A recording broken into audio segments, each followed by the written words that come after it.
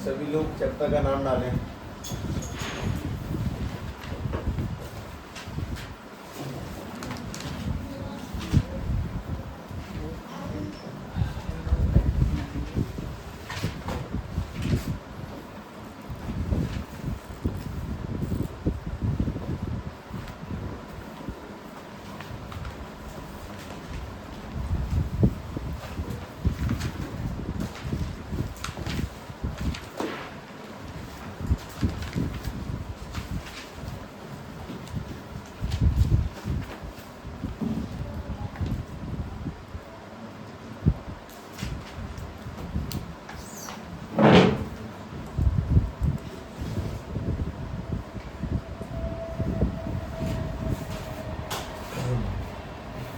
पूरे चैप्टर में आने वाली सबसे बड़ी और भारी समस्या है, इसको थोड़ा सा कम कर, वन पे जाके कम होगा, वन पे करते हैं।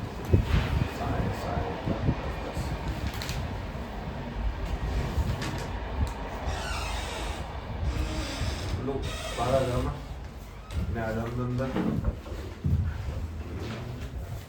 किसका लेते हो, इसके इधर ले जाना जब अंदर जाओ। हाँ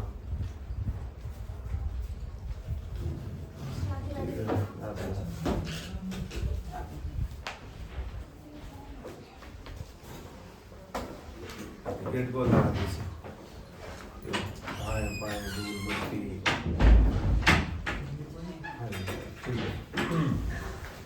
देखो इसमें आने वाली एक समस्या चैप्टर में ये कि कहना कि हम में से सभी का केमिस्ट्री का पोर्शन थोड़ा डरावना होता है, और जब भी मैं लोगों से कहता हूँ कि केमिस्ट्री आसान है, वो मानने को तैयार नहीं होते कि नहीं सब कठिन तो केमिस्ट्री ही है। नहीं, इजीएस्ट ही केमिस्ट्री है।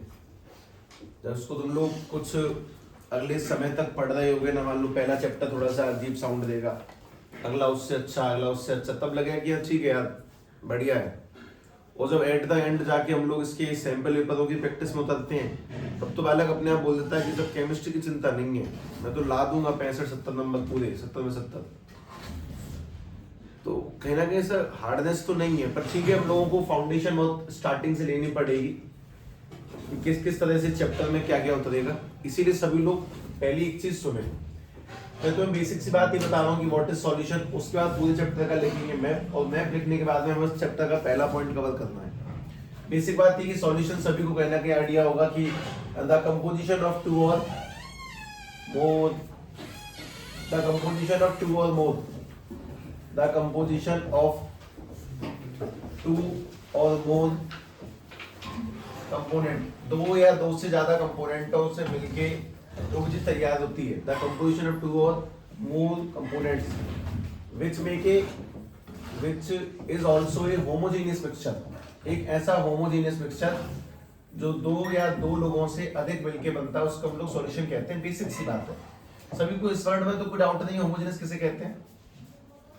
होमोजेनियस और हेटेरोजेनियस दो शब्द आते हैं। होमोजेनियस यानी कि समान रूप से मिल जाना, और हेटेरोजेनियस यानी कि मतलब जैसे कि ऐसा मान लो, होमोजेनियस का मतलब हमने पानी के अंदर चीनी मिला दी तो वो होमोजेनियस है, और तुमने पानी के अंदर चौक मिला दी तो वो हेटेरोजेनियस है। होमोजेनियस यानी कि समान रूप से घुलना, और हेटेरोजेनियस यानी कि समान रूप से ना घुलना, कुछ कम ज्यादा रह जाना, उसको हेटेरोजेनियस कहते हैं। तो बेसिक सी बात ये कि सॉल्यूशन का सिंपल मतलब है कि दो या दो लोगों से अधिक मिलके बनना, उसे हम लोग होमोजेनियस बोलेंगे। और इसको एग्जांपल के तौर पे ध्यान से समझें। जैसे मान लो मैं तुमसे कह देता हूँ शुगर, हमने चीनी और पानी को मिला दिया, तो चीनी और पानी को मिलाने से एक दो चीज बनती है, जो तुम हिंदी में कुछ भी कहते हो, मैं उसमें कुछ ऐसे ऐड करता हूँ। ये जो कंपोनेंट बना है इसको हम लोग क्या बोलते हैं? सॉल्यूशन, जो चीनी और पानी के मिलने से बना। इसमें काम की बात ये कि सॉल्यूट और सॉल्वेंट नाम के वर्ड सभी के दिमाग में आने चाहिए। सॉल्यूट कौन सा है इनमें से, सॉल्वेंट कौन सा है? सॉल्यूट और सॉल्वेंट, शुगर और वाटर में सॉल्यूट किसे कहते हैं, सॉल्वेंट किसे कहते हैं? जिनको इस वर्ड में थोड़ी सी डाउट है उसे समझे। हालांकि मैं लिख तो दे रहा हूँ, फिर भी मैं कुछ बात बोल दूंगा तुम्हारे सामने। सॉल्यूट यानी कि जिसको घोला जा रहा है, सॉल्वेंट यानी जिसमें घोला जा रहा है। और मुझे आज तक इस शब्द ने कभी परेशान नहीं किया कि मैं गलती से सॉल्यूट को वाटर कह दूं। उसका रीजन है, मैंने हमेशा ध्यान दिया कि मैं क्या बोलने जा रहा हूँ। सॉल्वेंट, वेंट, वो वेंट ऑन, वेंट वाटर, अच्छा वेंट वाटर होता है, ठीक है। वेंट यानी कि वाटर वाला साउंड, कुछ ना कुछ ध्यान रखता हूँ ऐसे करके। वेंट यानी कि वाटर, और सॉल्यूट किसे कहते हैं हम लोग? शुगर को। जिस चीज को घोला उसे हम लोग सॉल्यूट बोलेंगे और जिसमें घोला उसे हम लोग सॉल्वेंट कहेंगे। ये छोटी सी 9th क्लास में बताई जाने वाली बात है, लेकिन ये गलत है। पूरी बात ध्यान से सुनो। पूरी बात ये है कि जिसकी अमाउंट लेस होगा, जो लेस अमाउंट में पाई जाती है, जो कम मात्रा में होगा, उसे हम लोग क्या बोलेंगे? सॉल्यूट। और जो ज्यादा मात्रा में पाया जाएगा, जो लार्ज अमाउंट में पाया जाता है, उसे हम लोग क्या बोलते हैं? सॉल्वेंट। तो सबसे पहली बेसिक चीज तो ये कि हमें चैप्टर के नाम का मतलब समझ में आना चाहिए कि सॉल्यूशन मतलब दो या दो लोगों से अधिक मिलकर बनने वाले चीज को सॉल्यूशन कहते हैं। और वो भी कैसा होना चाहिए? होमोजेनियस, अच्छा सॉल्यूशन होना चाहिए। उसमें कुछ भी चौक पाउडर मिट्टी नहीं मिलानी है, कुल मिला के बात ये। और बात ये भी ध्यान रखनी है कि जब दो लोगों को मिलाएंगे तो उनमें से एक चीज तो क्या हो जाएगी अपनी? सॉल्यूट, और दूसरी क्या हो जाएगी? सॉल्वेंट। सॉल्यूट किसे कहते हैं? अक्सर हाँ वही चीनी सॉल्यूट है, पानी सॉल्वेंट है, हमें बेसिकली समझ में आता है। फिर भी जो कम मात्रा में होता है उसे सॉल्यूट मानते हैं और जो ज्यादा मात्रा में होता है उसे सॉल्वेंट मानते हैं। लेकिन जब बात पानी की चल रही है तो इस पानी को लेकर एक बहुत कमाल का वर्ड हो रहा है। स्पेशली जितनी भी चीजों को घोलते हैं अक्सर किसमें घोलते हैं? पानी में घोलेंगे। हम पूरे चैप्टर को जब भी स्टडी करेंगे पानी की बात चल रही होगी, इसलिए पानी को थोड़ा सा अच्छा ऑनर देने के लिए, सम्मान देने के लिए एक वर्ड और बनाया गया, that is called universal. This is also called universal solvent. पानी को यूनिवर्सल सॉल्वेंट भी कहते हैं। अब शायद और ध्यान रहे कि यूनिवर्सल सॉल्वेंट लिखा था मैंने, सॉल्यूट नहीं, पानी।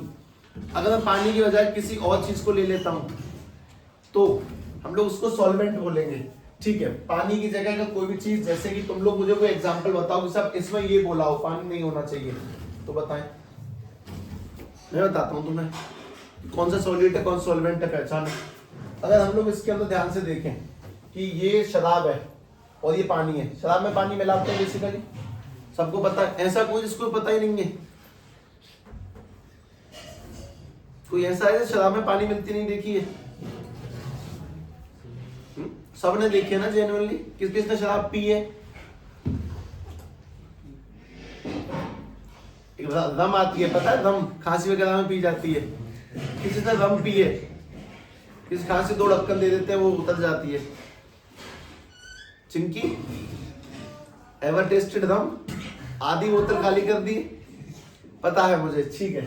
ध्यान से सुने। अब मैं तुमसे कहता हूं भाई इसमें एल्कोहल है और इसमें वाटर है, मिला दिया। अब मैंने अगर तुमसे पूछ लिया भाई बता सॉल्यूट है कि सॉल्वेंट? कौन सा सॉल्यूट है कौन सॉल्वेंट है? लो फंसा दिया, पहले ही जगह फंसा दिया। बता भाई, तू तो चीनी और पानी पढ़ के आया था ना, सॉल्यूट सॉल्वेंट। अब बता, दोनों ही लिक्विड है, शराब भी लिक्विड है, पानी लिक्विड है, मिलाएंगे दोनों को एक सॉल्यूशन बनेगा बढ़िया सा।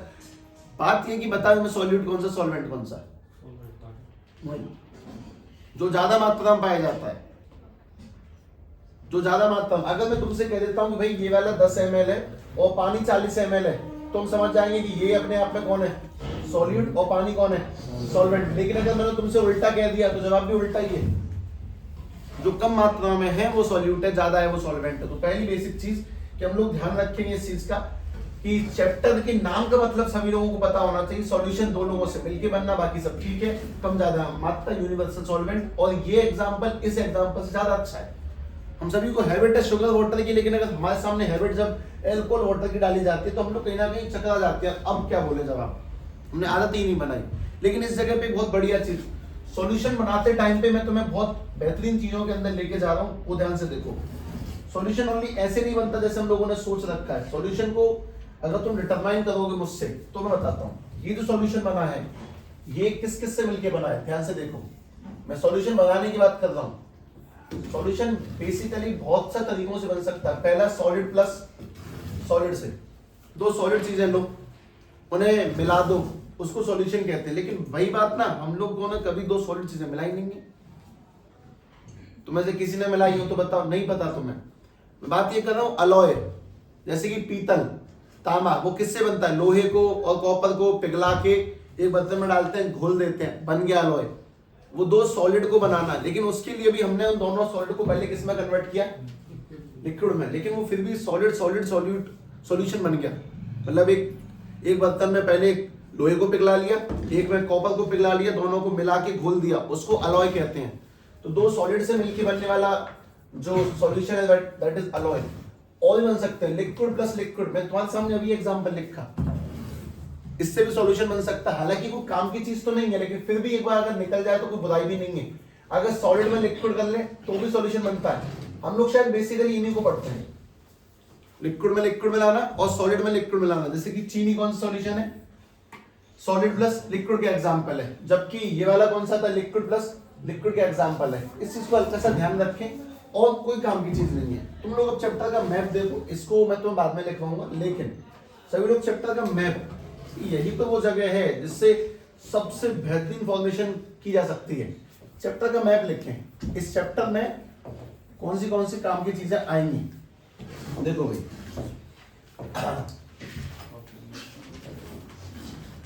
सबसे पहला जो इसका है वो है बेसिक अंडरस्टैंडिंग, पिछली पुरानी कार्यवाही। हम इससे पहले पुराना पढ़ रहे होंगे, पुराने वर्ड का जो सिस्टम है दैट इज कंसंट्रेशन टर्म्स पढ़ रहे होंगे, कंसंट्रेशन टर्म्स पहले ये पढ़ेंगे, ठीक है। उसके बाद में अपने पास में दूसरा जो पॉइंट आ रहा है वो आएंगी colligative properties, colligative properties, colligative properties. उसके अंदर बहुत सारी चीजें हैं, मतलब सिंपल मैंने कॉलिगेटिव प्रॉपर्टीज लिख दिया, लेकिन चैप्टर में लगभग 80% पोर्शन यही है, ओनली कॉलिगेटिव प्रॉपर्टीज ही हैं जो कुछ हैं। और एट द एंड तुम लोग डिस्कशन करोगे अबाउट हेनरीज लॉ और कुछ एप्लीकेशंस हैं, Henry's law and its application, and its application. अच्छा एक चीज और, पुराने सिलेबस ने बड़ा कंफ्यूज कर रखा था किसी टाइम तक, इस वजह से आई नीड सम स्पेस।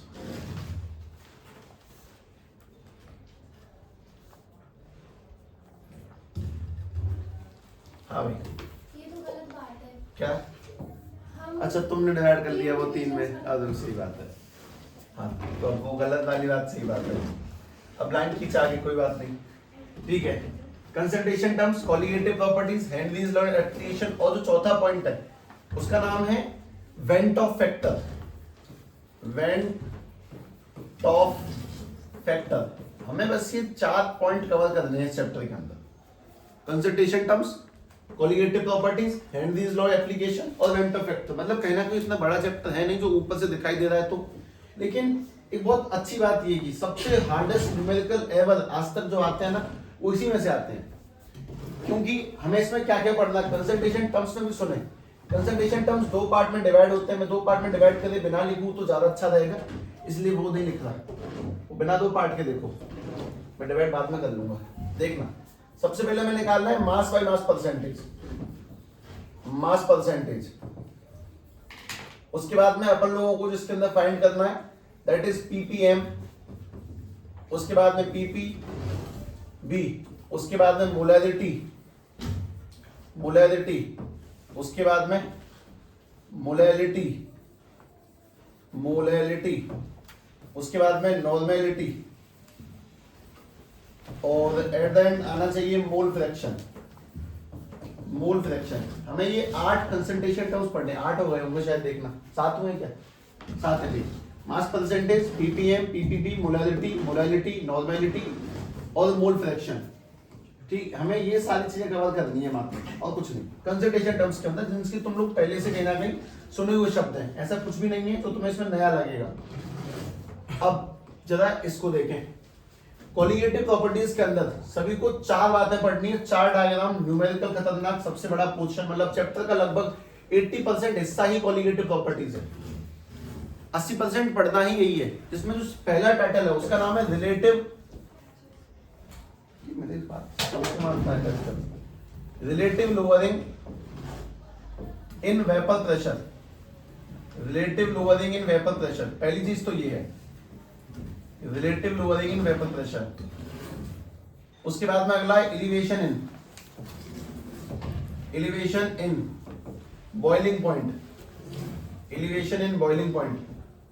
अपने पास में अगला पॉइंट है depression in, depression in freezing point. लेकिन सभी लोगों से बस एक ही गुजारिश है कि वो जो तुम लोगों ने पहला फेज का चैप्टर उठाया है ना उसे रिवाइज रखो, क्योंकि तुम नहीं जानते लेकिन मुझे पता है आगे बहुत अच्छे तरीके से काम में आएगा, वो सब कुछ दोबारा उठ के आएगा इस वजह से, खैर।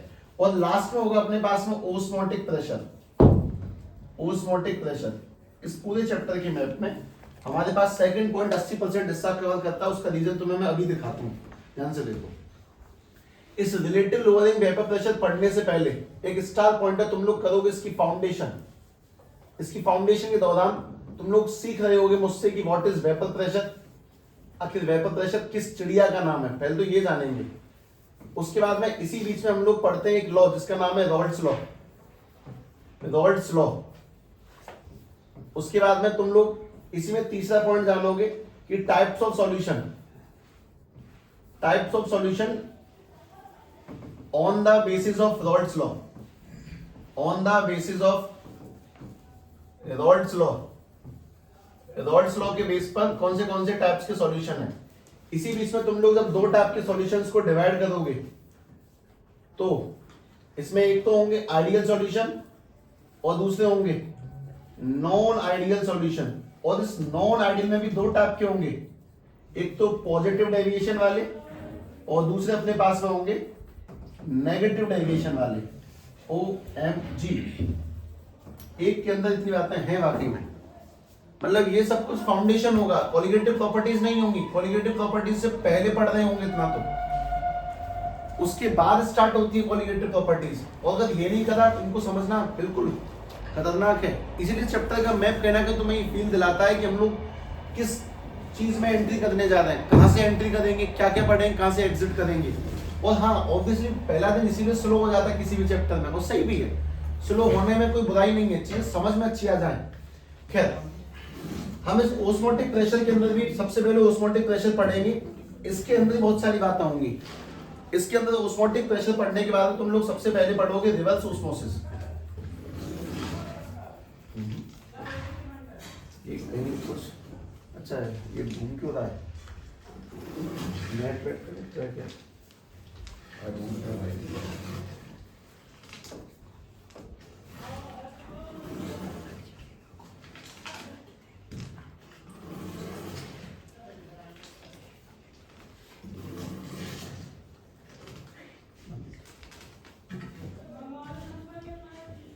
हाँ भाई, तो ओस्मोटिक प्रेशर के अंदर तुम लोग सबसे पहले जो ये तो स्टडी करना ही करना है, लेकिन इसके बाद ये चीज इससे पहले पढ़ी जाएगी।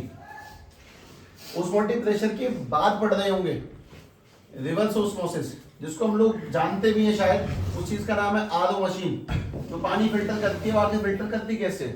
RO machine. तुम में से जिसने भी आरओ मशीन की कभी नॉलेज ली, उसमें वो लगा होता है फिल्टर। अक्सर समय समय पे वो फिल्टर साफ करवाया जाता है, इसमें फिल्टर लगे होते हैं, वो साफ किए जाते हैं फिल्टर। ठीक है, जो भी छोड़ो, तुम लोग शायद गाड़ियों में फिल्टर देखे हो गोल गोल से, ट्रैक्टरों में लगे होते हैं फिल्टर। तो कहना कि आरओ मशीन के बारे में इसके अंदर तुम्हें नॉलेज मिलेगी कि ओस्मोटिक प्रेशर से आरओ मशीन का क्या गेम है। और फिर इसी में तीन वो चीजें जिनको सुन के शायद लोगों के नाम दिमाग थोड़े से प्रसन्न हो जाते हैं, इनके नाम ही ऐसे हैं, दिमाग खुल जाता है इससे। देखना, सबसे पहला है आइसोटोनिक, उसके बाद में हाइपोटोनिक, और उसके बाद में हाइपरटोनिक सॉल्यूशंस। Hypertonic solutions. और ये हम लोगों ने कहां पढ़े बताऊं मैं तुम्हें, ये 9th क्लास में आते हैं। ये जो आइसो हाइपो हाइपर है, ये सब 9th क्लास में आने वाली चीजें, मतलब कोलिगेटिव प्रॉपर्टीज के अंदर ही खुद में एक बहुत बड़ा गेम है। अच्छा, यहाँ पे कोई मैप नहीं है, हेनरीज लॉ एप्लीकेशंस, ठीक है, जैसा लिखा है मैं तुम्हें इतना ही पढ़ाऊंगा इसके अंदर। और यहाँ पर भी कोई मैप नहीं है। वेंटो फैक्टर कुछ खास नहीं, वेंटो फैक्टर बस एक ऐसी चीज है जो दोबारा से कनेक्ट करेगी इसके साथ में।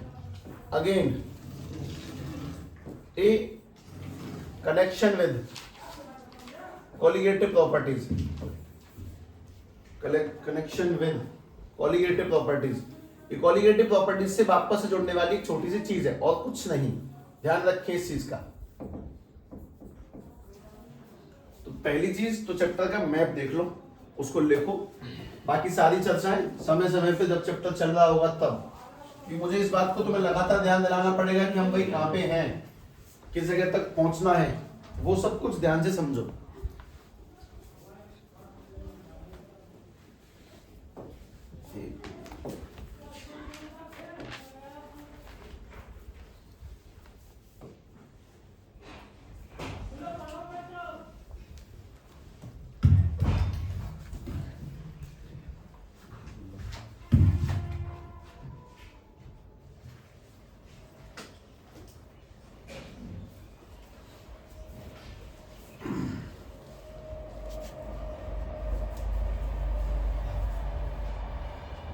ऐसे जितने ये दिखाई दे रहे हैं उतने हैं नहीं। मतलब ये कि कहने को 4 ही बातें हैं पर ये उससे बड़ी चीजें हैं। जैसे कि ये दिखने में तुम्हें लगता है कि 8.10 में जान कितना समय लगता होगा, पर नहीं, ये जल्दी होने वाली चीज है। इसमें आपने फॉर्मेलिटी बोला नहीं। कौन सा?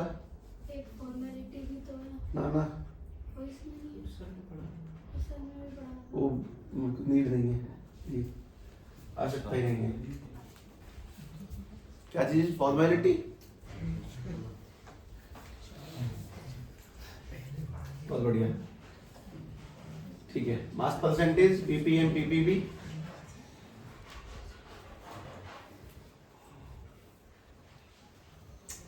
लिख दिया सबने? लिख दिया मैम? कुछ लोग अभी कर रहे हैं, कंटिन्यू है।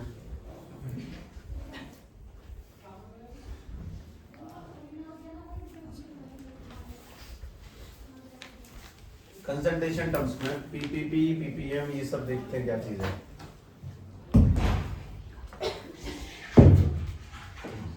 देखो भाई, पहली चीज तो सभी इस चीज का ध्यान रखें, जरा ना नॉर्मल दिमाग से पढ़ने की कोशिश करो। ऐसा अपने आप को हाइपर मत करो कि हमें अगर 12वीं कक्षा की केमिस्ट्री 11वीं की नहीं आती तो ये वाली नहीं आती, ऐसा कुछ नहीं है। इतिहास गवाह है कि लगभग 100 में से 90 लोगों की 11वीं डूबी ही रहती है। फिर जब उन्हें सही तरह से वापस से फोकस मिल जाए तो वो खींच लेते हैं मीटर, वही खींचना है, ऐसा खतरनाक खेल है नहीं। वरना मैं अगर तुमसे बोलूंगी पीपीएम पीपी तुमने पहले पढ़ा है तो वो सही नहीं है। हम लोग कवर करते हैं, इसको ध्यान से समझना। हाँ भाई, सबसे पहले काम की चीज, सबसे एंड में क्या लिखा है वो बताओ। मोल फ्रैक्शन ना। सबसे पहले मैम बस कंसंट्रेशन टर्म्स निपटाने की कोशिश करते हैं, हालांकि वो कोशिश नाकामयाब रहेगी, ये भी सत्य है, क्योंकि कुछ काम की बातें और अच्छी भी हैं। मोल्स के बारे में सबको क्या नॉलेज है? What is mole? सबने अपने जीवन में शब्द सुना है, मोल, मोलर मास, मॉलिक्यूलर मास, और जाने क्या क्या। तो पहले ना केमिस्ट्री को बिल्कुल 0 पे लेके चलो, उसके बाद आ जाओ। कंसंट्रेशन टर्म सिंपल लगे, क्योंकि हम लोगों ने जितने भी सवाल करने हैं ना भविष्य में, वो सब मोल, मोलैरिटी, वी हैव इतने मोल्स, और हमें अंगाज हो जाता नहीं उसके बारे में। तुम कर क्या लेंगे, इसे ध्यान समझो। पहले मुझे ये बताओ कि 1 डजन में क्या होता है? 1 डजन में कितना? क्या 1 डजन में 12 क्या होते हैं? वही खरीदे हैं बस। लॉजिकल बात है, हमारा कॉमन सेंस ही वही चलता है, बस वही खरीदे हैं। केले दर्जन के हिसाब से आते हैं जी, सेब नहीं खरीदे जीवन में कभी 1 दर्जन। पर कोई नहीं, 12 का मतलब केले नहीं होता कभी भी। दर्जन का मतलब केले तो बिल्कुल नहीं होता। दर्जन का मतलब है 12 का सेट। अगर मैं तुमसे कहता हूं मेरे पास में 1 दर्जन कुर्सी हैं, तो इसका मतलब अपने पास में 12 कुर्सी हैं। तो फिर जब 12 जब पहले से था तो दर्जन शब्द का इजाद क्यों किया? यूं ही अपने मन से जानबूझ के, ऐसे जानबूझ के बना दिया। वैसे करके वापस बताना। किसी को आइडिया है इसके बारे में? एक स्कोर, स्कोर में कितने सेट होते हैं? तुम लोगों ने पढ़े नहीं है, यही है बेटा, 20। अब क्या 20 केले नहीं, यानी कुछ भी। अगर मैं तुमसे कहता हूं मेरे पास में 1 स्कोर मार्कर है, तो बोले मेरे पास 20 मार्कर है। वैसे ज्यादा ही होंगे जहां तक है। 1 स्कोर मार्कर है नहीं, 20 मार्कर हो गए। अगर मेरे पास में 1 स्कोर पंखे हैं, 20 पंखे हैं, स्कोर यानी कि 20 का सेट। ठीक है, अब और बताना, एक ग्रॉस बताओ। अब बोलो 144 यानी कि 12 दर्जन सेट है मेरे पास में किसी भी चीज की। 144 सेट है, ठीक। वैसे करके 1 मोल का मतलब क्या होता है? 1 मोल का मतलब मेरे पास में कोई भी चीज 6.022 इंटू 10 की पावर कितना? 23 है। और 10 की पावर 23 अगर तुम्हें याद हो तो हमने कुछ दिन पहले इसका फील लिया था। ये कोई मजाक नहीं है। हम 10 की पावर 10 पे करोड़पति हो जाते हैं। करोड़पति नहीं हो तो अरबपति में चलेगा फिर। और करोड़ की वैल्यू बहुत बड़ी थी। हमने कहीं ना कहीं उस चीज को ध्यान से देखा, पर समझते हैं। जैसे 1 दर्जन में 12, 1 दर्जन में 1 स्कोर में 20, 1 ग्रॉस में 44, कुछ भी चीज का होना। वैसे 1 मोल शब्द इस भयानक से नंबर को लिखने की बजाय हम इस सिंगल वर्ड का यूज कर लेते हैं, 1 मोल। अगर मैं तुमसे ये कहता हूं कि भाई अपने पास में एक गिलास में चीनी भरी हुई है, गिन उसमें कितने दाने, गिन। चीनी भी थोड़ी सी गिन लेंगे, चलो हटाते हैं चीनी को। अपने पास में एक डब्बा है, एक कटोरी है, उसमें आटा है, आटे के पार्टिकल गिन, चल कितने पार्टिकल हैं, गिन ले।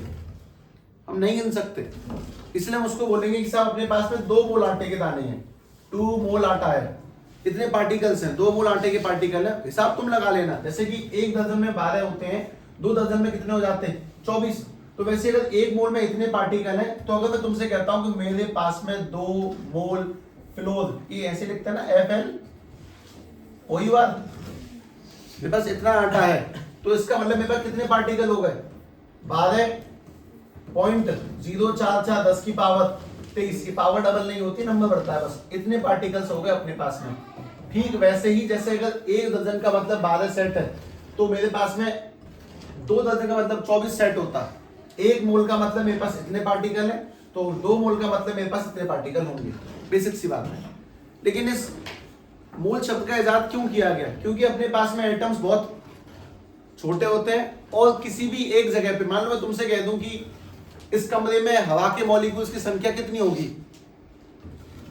तो वो 100-200 में नहीं होगी, वो हजारों में भी नहीं होगी, वो लाखों में भी नहीं होगी, वो करोड़ों में भी नहीं होगी, वो अरबों खरबों में होगी। इतनी बड़ी वैल्यू को रिप्रेजेंट करने के, जब 12 जैसी छोटी सी वैल्यू के लिए तुमने दर्जन नाम के शब्द का आविष्कार कर लिया, तो इतनी बड़ी वैल्यू को रिप्रेजेंट करने के लिए हमने किस वर्ड का आविष्कार किया, मोल का।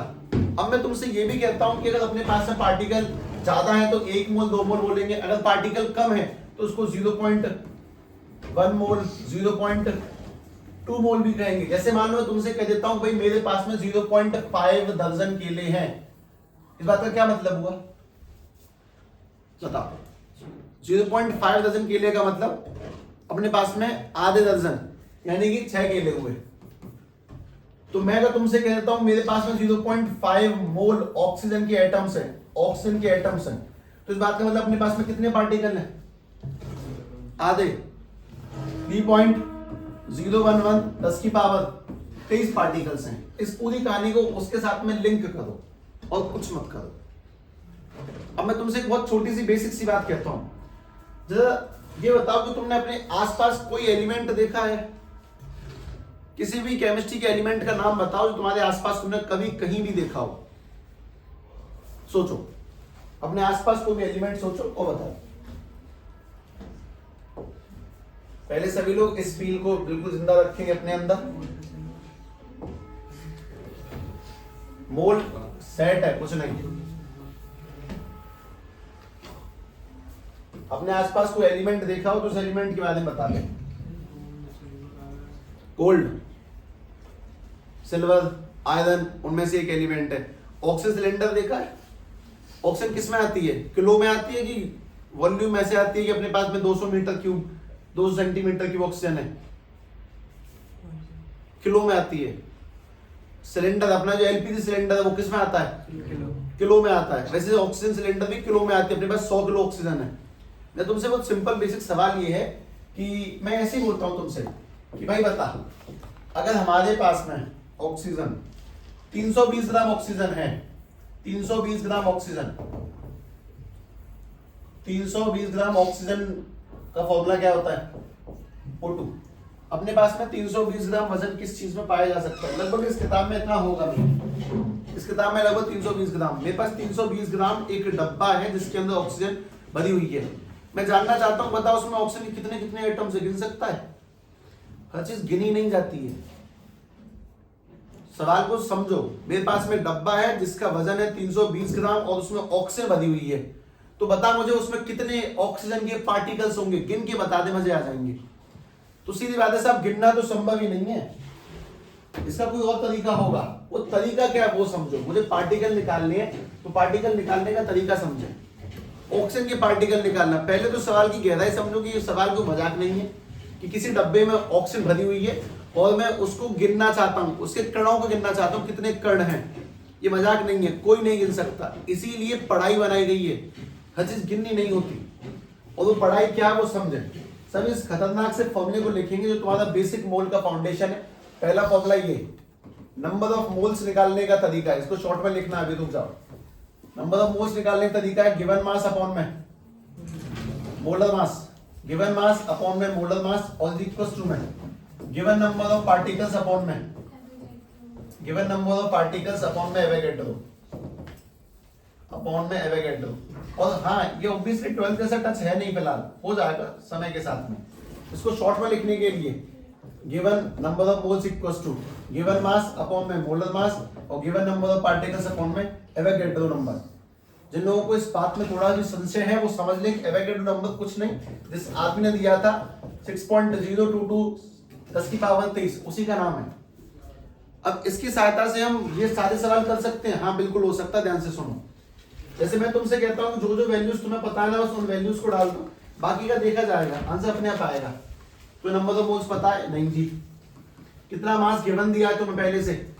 320 ग्राम। तुम्हें ये तो पता होना ही चाहिए कि ऑक्सीजन का मोलर मास कितना होता है, ये बता दो बस।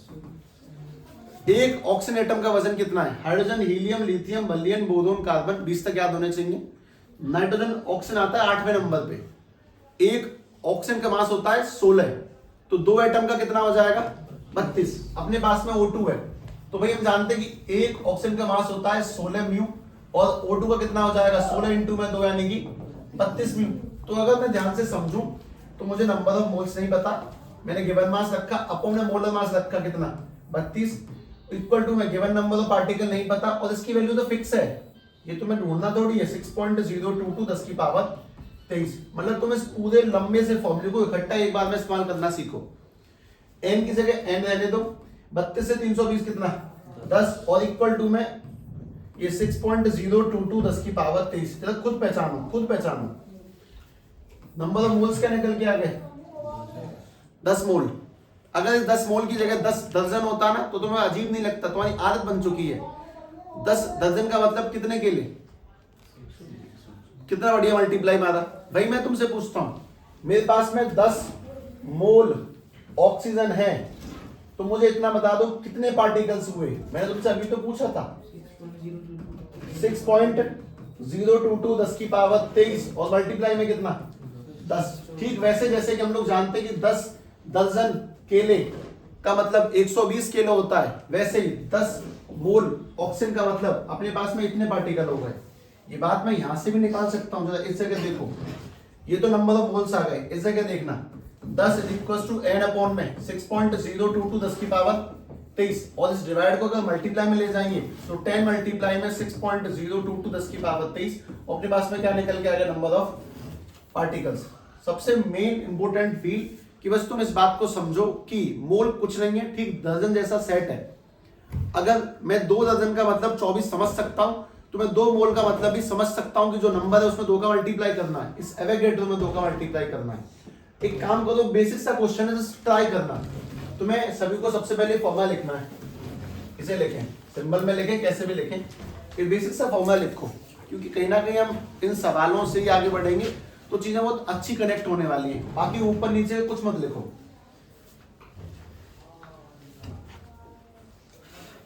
कायदे से चैप्टर 5-7 दिन का होता है, पर हमें पक्का ज्यादा दिन लगेंगे।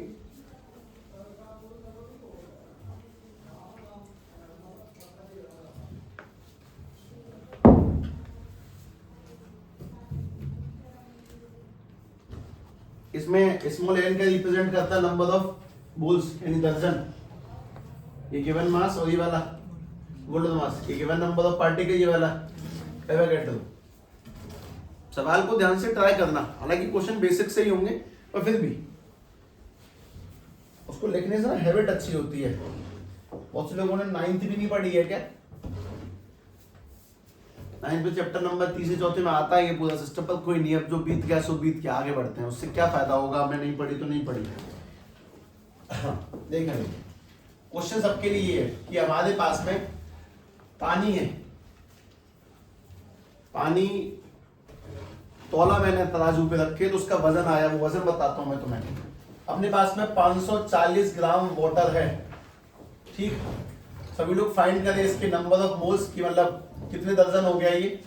पहला तो ये फाइंड करो दर्जन वाला हिसाब किताब, और 540 ग्राम पानी में कितने पानी के मॉलिक्यूल्स होंगे। मजाक नहीं है सर, कितने पानी के कण है, पानी कण गिनना, असंभव को संभव करना ही केमिस्ट्री है। पानी के कण गिनने हैं, तुम लोग गिनती से जीवन भर नहीं गिन पाओगे, फॉर्मूले से निकालोगे। Find number of particles, number of molecules of water, number of molecules of water. और इस चक्कर में मत पढ़ो, सीधी बात मैं तुमसे कह रहा हूं कि फॉर्मूला लिखो, n is equal to given mass upon में मोलर मास और given number of particles upon में एवोगैड्रो। सॉल्व। पानी के पार्टिकल गिनना मतलब तो अपने बड़े बूढ़ों से पूछ लो, ताऊ बता इस गिलास में कितने पानी के कण होंगे। वो तुम्हें कुछ अजीब नजरों से देखेगा कि यार ये तो ज्यादा पागल हो चुका है, ज्यादा होशियार। उसे पता तो बिल्कुल नहीं होगी निश्चित रूप से कि पानी के कण कैसे गिन सकता है, बेवकूफ है क्या, पानी थोड़ी काट सकते हैं। और उसे कौन समझाए कि पढ़ाई किस चीज का नाम है।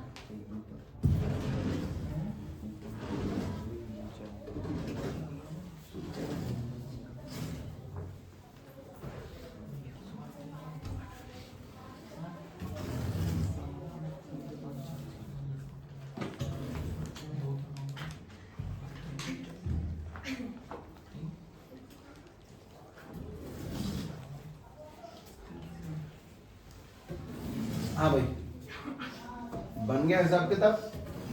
पहली बात, सभी को वाटर का फॉर्मूला तो आता ही होगा, H2O। तो मुझे इसका मास बता दो, एक हाइड्रोजन का, एक मल्टीप्लाई दो ऑक्सीजन का, आंसर कितना है 18। ये बेसिक फाउंडेशन की 18 तो आना ही चाहिए, है ना। अब मैं जानता हूं कि n इज इक्वल टू में गिवन मास कितना दिया अपन लोगों को 540 ग्राम अपॉन में 18 equal to given number of particles हमें नहीं पता, लेकिन एवोगैड्रो पता है 6.022 10 की पावर 23। मैं तुम्हें साफ बोलता हूँ, तुम्हें जीवन में हमेशा दो चीजें पक्की पता होंगी, एक तो ये मॉलिक्यूलर मास पता होगा और ये तो फिक्स ही है। बस ऊपर की तीन चीजें निकालनी होती हैं, या तो नंबर ऑफ मोल्स निकालने होंगे, या फिर मास निकालना होगा, फिर नंबर ऑफ पार्टिकल निकालने होंगे। ऊपर की तीन चीजें। अब ये भी सुनो, ये तो फिक्स होगी, ये तो हमेशा से पता होंगे। अगर मैं तुम्हें मास दे रहा हूं तो तुमसे दो सवाल ये पूछ सकता हूं।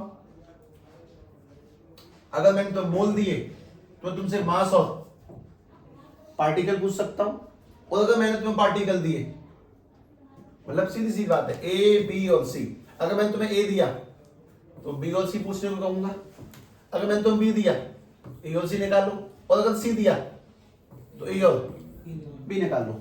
ऐसा कुछ हिसाब किताब होगा। मुझे वही तीन सवाल कराने, पहला सवाल मैं तुम्हारे सामने रख चुका हूं, तो मैं अकल अपने आप बढ़ जाएगी। जरा ये बताओ कि ये 18 से कितनी बार कटेगा, 20 इक्वल्स टू में n अपॉन में 6.022 10 की पावर 23। मुझे इतना एक सवाल का जवाब दे दो। अपने पास में कितने दर्जन है, 30 दर्जन। दर्जन नहीं कहते उसको ऑब्वियसली, पर मैं बोल रहा हूं 30 मोल। हमारे पास में 30 मोल पानी के हैं। एक मोल में कितने पार्टिकल होते हैं, 6 10 की पावर 23। तो पहले तो नंबर ऑफ मोल्स मैंने फाइंड कर दिए हैं कि नंबर ऑफ मोल्स की वैल्यू आ चुकी है 30, और मैं नंबर ऑफ पार्टिकल्स फाइंड करूं तो जस्ट मल्टीप्लाई मारना है, और मल्टीप्लाई करते ही 30 मल्टीप्लाई में 6.022 10 की पावर 23। किसी के हाथ ना इस मामले में डरने नहीं चाहिए, मैं जो कह रहा हूं वो सुनो। ये एक जीरो इसके साथ मिल जाएगा तो 10 की पावर 24 होगा। इस चीज को सीखो, और 3 का जब इससे मल्टीप्लाई करेंगे 6 6 0 6 18। अपने पास में इतने पार्टिकल हैं। कोई अगर इन पार्टिकलों को देखना चाहता है तो देख ले। जब 540 ग्राम पानी में पानी के कणों को गिना जाएगा तो उनकी संख्या होगी 18 0 6 6 1 2 3 4 5 6 7 8 9 10 11 12 13 14 15 16 17 18 19 20 21। इतने पानी के कण होंगे आधी किलो पानी में लगभग।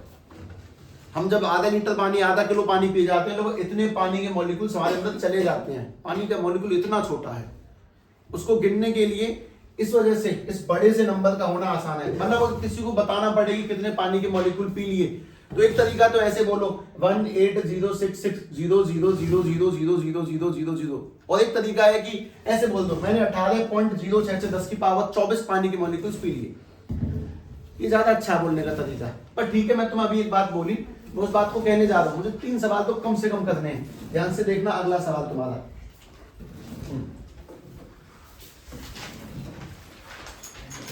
क्वेश्चन ये है कि we have 20 moles of NaCl। अगर NaCl ना लिखता तो पता है क्या लिख देता, कॉमन सॉल्ट। नमक, और कॉमन सॉल्ट भी ना लिखता तो मैं कुछ और भी लिख सकता था, सोडियम क्लोराइड। नमक के अपने पास में 20 मोल है, ठीक, नमक के 20 मोल अपने पास में। इस बार मैंने तुम्हें मोल दिए हैं। मेरे दो सवाल क्या क्या हो सकते हैं, एक तो मास फाइंड करवा सकता हूं मैं तुमसे, और एक नंबर ऑफ पार्टिकल्स। तो ठीक है, अपने हिसाब से पता लगा लो। दो सवाल हो गए, एक तो तुम्हें कितना मास होगा इतने में वो पता लगाओ, और दूसरा नंबर ऑफ पार्टिकल्स निकालो। चलो, जिनको किसी बात में संदेह हो बात सुन ले। सोडियम यानी NaCl का, Na का मास ढूंढो, 23 होता है, नंबर याद है उसका, और Cl का 35.5 होता है, तो 35 ही लगा देना।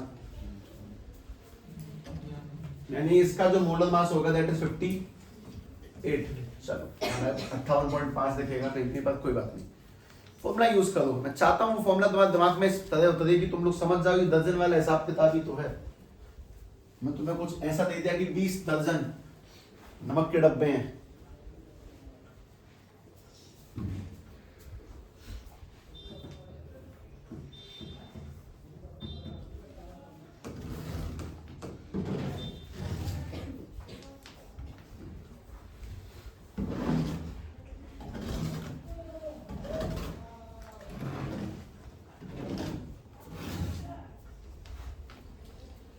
ये जो भी मास निकलेगा कभी भी पार्टिकल्स में वो ग्राम में ही निकलता है, ध्यान रखना, केजी वेजी में नहीं चलता, MKS या ठप्प हो जाता है।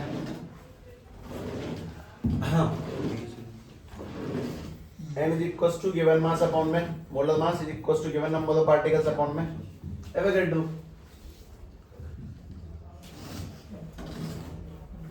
फाउंडेशन सेटअप ही स्लो प्रोसेस है। हाँ भाई सभी लोग मुझे बताओ, N की जगह पे क्या रखेंगे? 20। गिवन मास कितना है नहीं पता, मोलर मास कितना है 58, गिवन नंबर ऑफ पार्टिकल्स भी नहीं पता, और ये कितना 6.022 10 की पावर 23। अब इसे सॉल्व कैसे करोगे? एक एक करके, मतलब ये तीनों इक्वल में है ना, तो पहले 20 इज इक्वल टू में m अपॉन में 58, और दोबारा से 20 इज इक्वल टू में n अपॉन में 6.022 10 की पावर 23। जब 58 को मल्टीप्लाई में करेंगे तो कितना 116 ग्राम, ये इसका मास हो गया। बात समझो, लगभग 1 किलो 160 ग्राम नमक में 20 मोल होते हैं, इसके ग्राम में मास आ गया। और जब पार्टिकल गिनोगे कितने पार्टिकल होंगे, तो शायद उन्हें मैं लिख देता हूँ 12.044 10 की पावर 24 इक्वल टू में n, इतने पार्टिकल आ गए। इन बातों को समझो कि अगर मैंने 20 मोल नमक तोला तो उसका वजन कितना बैठेगा 1160 ग्राम, और मैंने उसके कण गिने कि कितने नमक के कण हैं, तो कण इतने बैठेंगे, और ये कोई छोटे मोटे नंबर नहीं है। वापस से दोबारा से लिखित में प्रयास करें, कट शॉट की स्पीड थोड़ी सही होनी चाहिए, ध्यान से देखो। वापस सुनो, we have 18.066 into 10 की power 24 particles of carbon dioxide. अपने पास में CO2 के इतने पार्टिकल्स हैं, तो फाइंड क्या करना है वो सुनो। ऑब्वियसली दो चीजें फाइंड करनी है। मैं दो पार्टिकल दिए, इस बार मैं तुमसे मास निकलवा सकता हूं और मोल, तो find mass and mole, find number of moles and mass. Formula लिखो, जो वैल्यूज तुम्हें पता होना अपनी जगह पुट करो, बाकी अपने आप आ जाता है, हर जगह दिमाग नहीं लगाना होता। वैल्यूज पुट करें, बाकी ऑटोमेटिकली अपने आप आ जाएगा।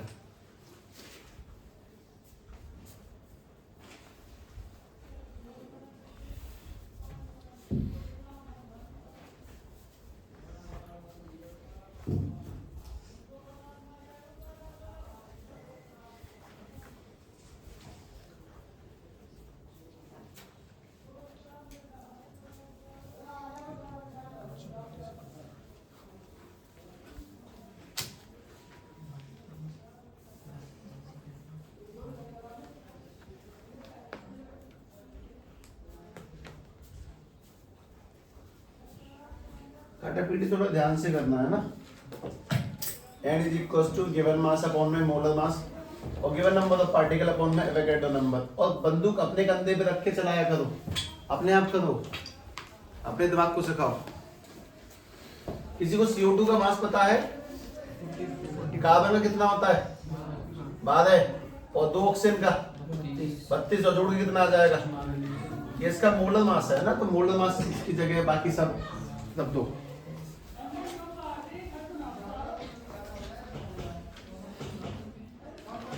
क्या चक्कर है?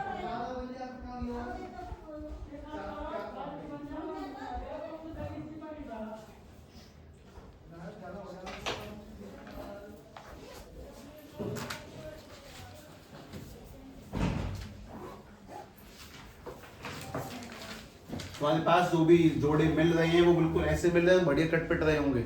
ऊटपटांग सवाल देना संभव ही नहीं है।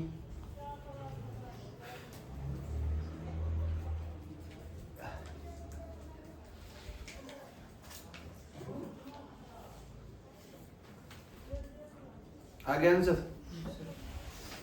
भाई, एन पता नहीं, गिवन मास पता नहीं, number of element molecular mass 44 और नंबर ऑफ पार्टिकल 6.022 10 की पावर, ये थोड़ी है ना। तो नंबर ऑफ गिवन पार्टिकल 18.066 10 की पावर 24, जबकि अपॉन में क्या लग जाएगा 6.022 10 की पावर 23। अब तुम अकलमंद आदमी हो, तुम जानते हो कि काटना कैसे, n अपॉन में 44 इक्वल्स टू में इससे कितना कटेगा ये 3, और 10 पावर 23 से 24 यानी 30 रह गया।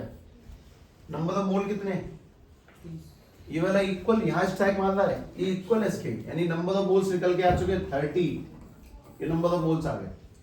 और अगर तुम मास निकालना चाहते हो उसको मल्टीप्लाई भेज दो, m is equal to 30 multiply में 44, और इसका मास क्या निकल के आ जाएगा 1320 ग्राम, 1320 ग्राम इसका मास निकल के आएगा। कुल मिला के तुम फॉर्मूले को वापस से ध्यान से देख लो, तो number of mole is equal to given mass upon molar mass और given number of particle upon Avogadro में, इसकी वैल्यू तो सबकी फिक्स है।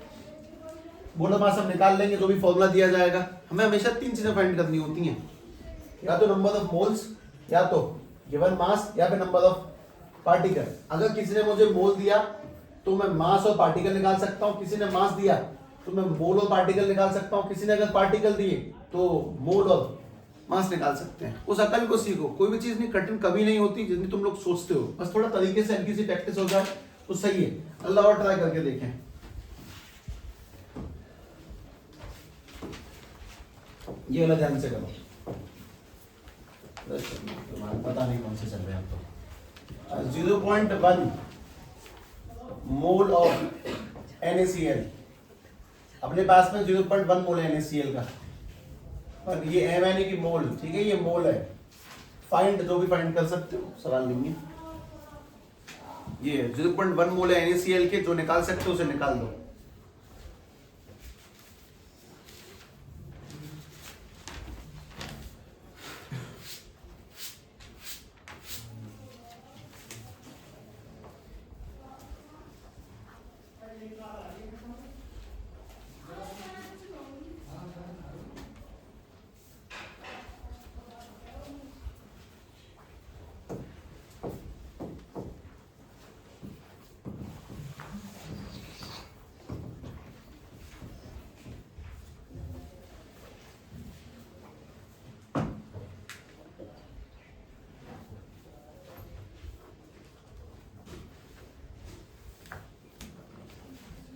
कैलकुलेशन सही करें।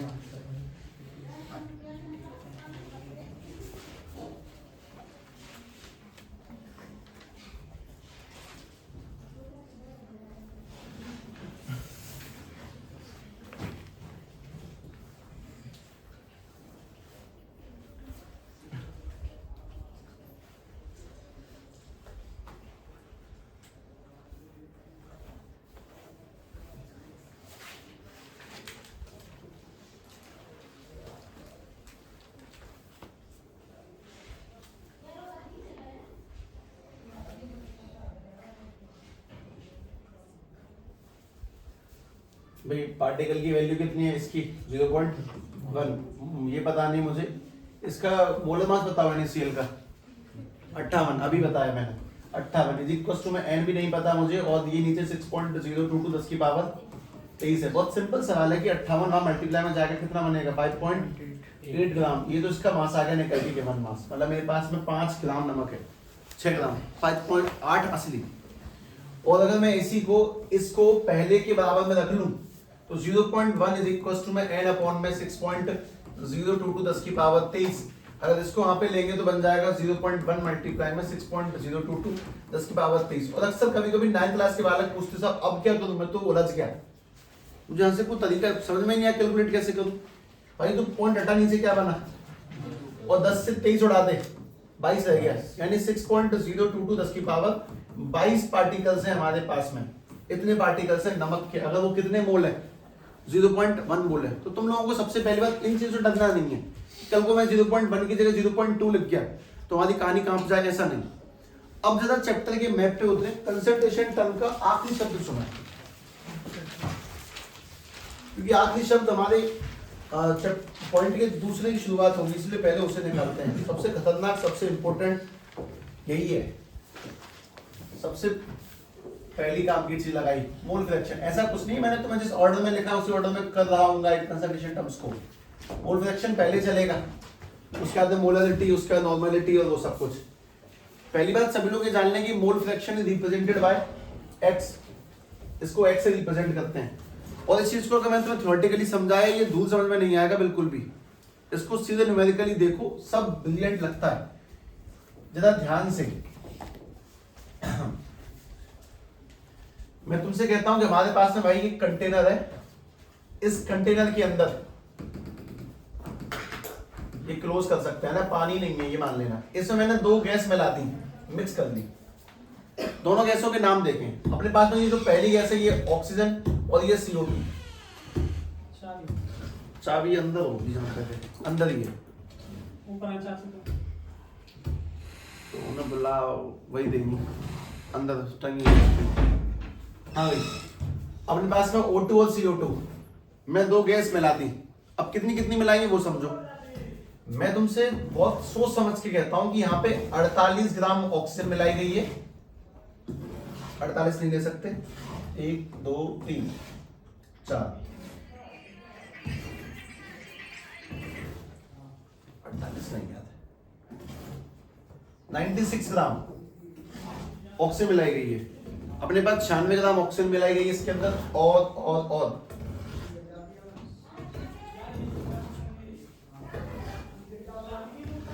176 ग्राम।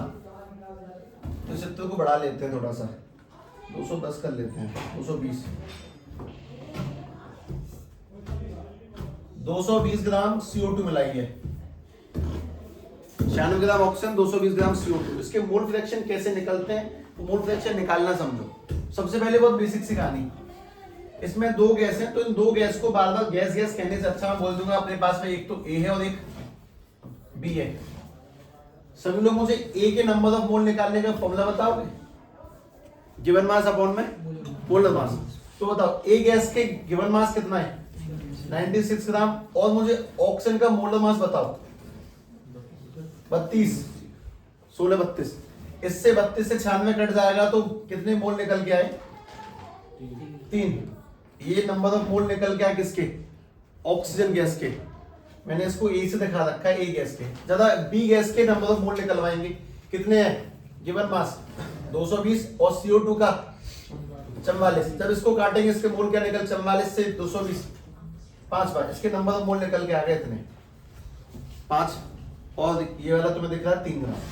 3 ग्राम नहीं आता। अब इसका मोल फ्रैक्शन कैसे निकलता है वो समझो। मोल फ्रैक्शन को समझाने से पहले मैं तुम्हें बहुत बढ़िया बात बताता हूँ। इसमें काम का वर्ड है फ्रैक्शन। तुम सभी ने अपने जीवन में फ्रैक्शन तो पढ़े होंगे। वैसे अगर मैं तुम्हें एक बहुत बढ़िया फेमस सवाल पूछूं, तुम में से जिसने जो भी मैथ की बुक पढ़ी हो, सबकी बुक में ये वाला सवाल रहा होगा 100%। ठीक है, सभी ज्यादा सवाल का जवाब देंगे ध्यान से। इसमें मैंने इतने इससे शेड कर दिए। बताओ शेडेड का फ्रैक्शन क्या है? कितने इससे शेड है? शेड का फ्रैक्शन बोलो। 3/8। अनशेड का बोलो 5/8। और शेड अनशेड को मिला के बोलो कितना बन जाएगा? 5/8। 5/8 प्लस 3/8। आंसर कितना? 8/8 कट के कितना? 1। यानी कि पूरी शेप आ गई। फ्रैक्शन निकालने के तुमने क्या किया? नीचे टोटल कितने हिस्से हैं और उसमें से कितने शेड हैं। तो ये फ्रैक्शन निकालने का बेसिक सा तरीका अपने पास में हम लोगों ने जो जीवन के किसी पड़ाव पे सीखा होगा। अब वापस से इस कहानी को दोबारा दोहरा लेते हैं, आपस से देखना, लेकिन अब केमिस्ट्री में दोहराएंगे। अगर मैं तुमसे जानना चाहता हूँ भाई मुझे बता कि ए गैस के यानी ऑक्सीजन का मोल फ्रैक्शन कितना है, तो पहले ये बता कि टोटल मोल कितने हैं। 3 मोल इसके हैं, 5 मोल इसके हैं, टोटल मोल कितने हुए 8। उसमें से ऑक्सीजन के कितने मोल हैं, तो 3/8। ये किसका फ्रैक्शन निकल के आ गया, ऑक्सीजन गैस का। मतलब इस कंटेनर में 3/8 हिस्से में तो भरी हुई है ऑक्सीजन, और इस कंटेनर में CO2 कितने हिस्से भरी हुई है, 5/8 हिस्से भरी हुई है कार्बन डाइऑक्साइड। तुम इसको देख के पता लगा सकते हो ना कौन सी गैस ज्यादा है, ए की बी। बी 8 में से 5 हिस्से तो बी के नाम पे गए हैं, और 8 में से 3 हिस्से ए के नाम पे गए हैं। लेकिन एक काम की बात ये भी है कि इसमें 8 क्या चीज है, टोटल मोल्स ए और बी के मिला के, और 3 क्या चीज है, ए के निकालना ये हो तो ए के मोल, और बी के निकालना ये हो तो बी के मोल। एक सवाल का जवाब और दे दो, अगर मैंने ए के मोल फ्रैक्शन और बी के मोल फ्रैक्शन को जोड़ दिया तो आंसर क्या निकलेगा, 1। मैं तुम्हारे सामने इस बात को वापस लिखता हूं, अगर तुम्हारा दिमाग इस चीज को अच्छे से और पकड़ जाए तो बहुत बेहतरीन। ध्यान से देखना, अपने पास में से ए के मोल फ्रैक्शन निकालने का तरीका क्या है, ऊपर किसके मोल लेने हैं, ए के, और नीचे क्या लेना है, ए के मोल प्लस बी के मोल। इसको मैं ऐसे लिख देता हूं, ऊपर ए के मोल लेने, नीचे क्या लेना है, एनटी माने टोटल मोल। ये बढ़िया समझ में आने वाली बात। अगर मैं तुमसे कहता हूं भाई बता मुझे, अगर मुझे बी का मोल फ्रैक्शन निकालना है, ऊपर बी के मोल और नीचे Na प्लस Nb, तो कभी कभी मेरा मन चलेगा तो ऐसे लिख दूंगा Nb अपॉन में सीधे सीधे Nt। बात बस इतनी सी है, अगर तुम इस कहानी को देख के समझ पा रहे हो कि यार बहुत ब्रिलियंट मुझे दिखाई देता है कि ये सब ठीक है, तो बहुत अच्छी बात है। मान लो मैं बिना कुछ करे, बिना कुछ पढ़ाए तुम्हारे सामने एक छोटा सा एग्जांपल लिखने जा रहा हूं। ध्यान से सोचना कि x1 की वैल्यू दी जाती है तुम्हें 3/11, x2 की वैल्यू दी जाती है 4/11। 4 भी हटा दिया, इसको 5 कर लेते हैं, नहीं 6 कर लेते हैं इसको। हाँ भाई ये 6/11, और x3 की वैल्यू दी जाती है तुम्हें 2/11, उसके सिवा कुछ लिख नहीं सकते। तो इस बात का क्या मतलब है कि हमारे पास में 3 गैसेस रही होंगी, उन 3 गैस में 11 में से 3 हिस्सों में तो ये आ रही है, ये सबसे ज्यादा कौन सी गैस है, 2। उससे कम कौन सी गैस की मात्रा है, 1 की, और उससे कम कौन सी गैस है, 3। सबसे ज्यादा मात्रा में कौन सी गैस भरी हुई है, दूसरी। उससे कम कौन सी भरी है, पहली। और उससे कम कौन सी भरी है। और अगर मैं तुमसे दोबारा बोल दूं भाई सुन, अगर x1 plus x2 plus x3 कर लिया तो आंसर क्या निकलेगा, 1। एक सवाल का जवाब और, जरा ये बताओ कि x1 निकालने के लिए हमने ऊपर क्या रखा होगा, नंबर ऑफ मोल्स ऑफ 1, और नीचे क्या रखा होगा, number of moles of 1 plus 2 plus 3। अच्छा x2 निकालने के लिए क्या किया होगा, नंबर ऑफ मोल्स ऑफ 2, और नीचे n1 n2 n3। कोई बहुत बड़ी चीज नहीं है, जब तुम ध्यान से समझो तुम्हें समझ में आएगा कि मोल फ्रैक्शन मतलब अब कितने में से कितने हिस्से किसको मिले, और उसको देख के हम ये भी पता लगा सकते हैं किसकी मात्रा कितनी ज्यादा है। अब मान लो मैं तुम्हारे सामने दोबारा से एक चीज रख देता हूं, उसे देखना। मैं तुमसे कहता हूं भाई सुन, अपने पास में x a की वैल्यू है 3/17, x b की वैल्यू है 4/17, और x c की वैल्यू है 5/17। क्या मुझे बता सकते हो कि x d की वैल्यू क्या होगी, अपनी बुद्धि दौड़ाओ।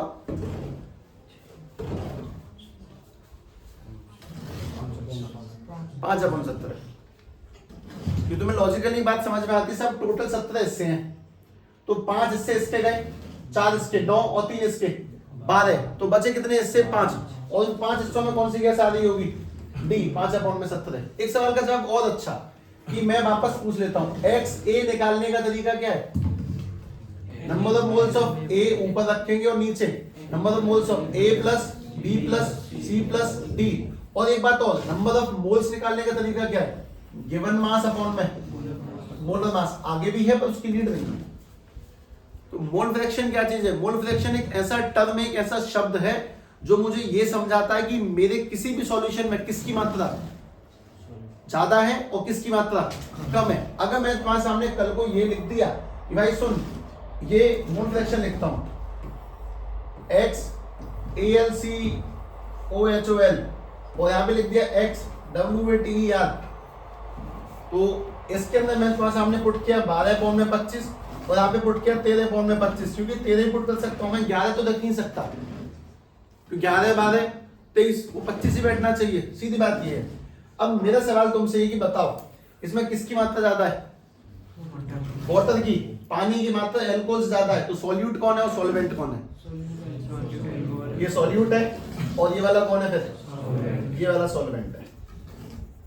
ठीक है, और चैप्टर जहां पे शुरू हुआ था आज तुमने उसी जगह पे एक स्टॉपेज लगाया, उस जगह को देखकर। बाकी का हम लोग ऑब्वियसली मंडे से कर रहे होंगे केमिस्ट्री वाला पोर्शन। तुम सभी का मेन काम क्या है, तो मैप दिया ना उसके साथ बने, फिजिक्स रिवाइज करें पिछली, और कोई चिंता ना करें। सोमवार को तुम कंसंट्रेशन टर्म्स फिनिश कर दोगे, ये बात मैं कह रहा हूँ साफ साफ। बाकी के बच्चे हुए 6 के 6 फिनिश हो जाएंगे। हाँ, ये बात ध्यान रहनी चाहिए, इसमें कोई बड़ी चीज नहीं है। ये मैं पहले से सेंड कर चुका हूँ, इसका QR कोड मैं तुम्हें डेफिनेटली सेंड कर देता हूँ, कर ही देता हूँ। ठीक है, ओके, तुम लोग जा सकते हो ना, इसे ऑफ कर दो।